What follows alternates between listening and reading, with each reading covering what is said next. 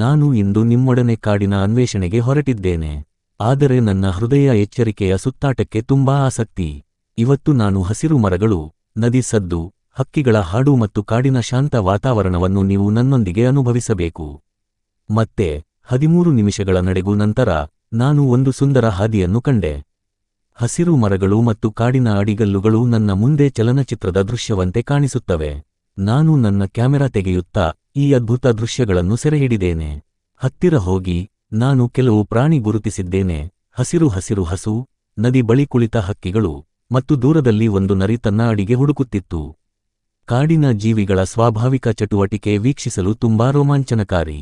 ನಾನು ತಮ್ಮ ಹೆಜ್ಜೆಗಳ ಜೊತೆ ಹಾದಿಯನ್ನು ಅನುಸರಿಸುತ್ತಾ ನದಿಯ ಪಕ್ಕದಲ್ಲಿ ವಿಶ್ರಾಂತಿ ತೆಗೆದುಕೊಳ್ಳುತ್ತೇನೆ.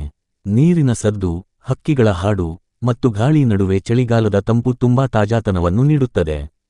ಕಾಡಿನಲ್ಲಿ ಅನ್ವೇಷಿಸುವ ಸಮಯದಲ್ಲಿ ನಾನು ಸ್ವತಃ ಜೊತೆ ಮಾತನಾಡುತ್ತೇನೆ, ಈ ಸ್ಥಳದ ಶಕ್ತಿ, ಶಾಂತಿ ಮತ್ತು ಪ್ರಕೃತಿಯ ಸೌಂದರ್ಯವನ್ನು ತಿಳಿಯಲು. ನನ್ನ ವ್ಲಾಗ್ನಲ್ಲಿ ನೀವು ನನ್ನ ದೃಷ್ಟಿಯಿಂದಲೇ ಈ ಕಾಡಿನ ವಾತಾವರಣವನ್ನು ಅನುಭವಿಸಬಹುದು.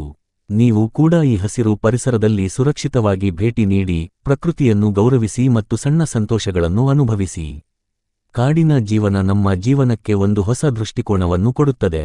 ನೀವು ಈ ವ್ಲಾಗ್ ಇಷ್ಟವಾದರೆ ಲೈಕ್ ಮಾಡಿ, ಶೇರ್ ಮಾಡಿ ಮತ್ತು ಚಾನೆಲ್ ಸಬ್ಸ್ಕ್ರೈಬ್ ಮಾಡೋದು ಮರೆಯಬೇಡಿ. ಮತ್ತೆ ಮುಂದಿನ ವ್ಲಾಗ್ನಲ್ಲಿ ಹೊಸ ಸಾಹಸ ಮತ್ತು ಅನ್ವೇಷಣೆಗಳೊಂದಿಗೆ ಭೇಟಿಯಾಗೋಣ.